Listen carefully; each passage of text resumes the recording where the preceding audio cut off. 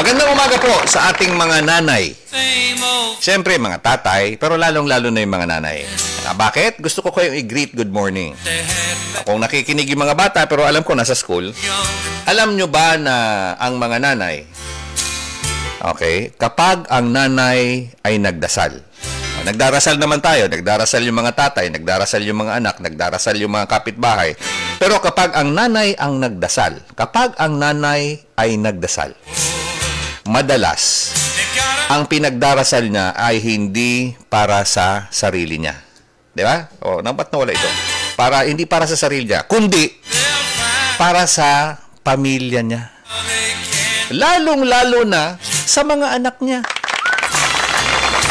Yun ang mga nanay. Ang mga tatay kasi hindi naman naingay yun eh. Mas mababait yung mga tatay kaysa mga nanay. Totoo lang.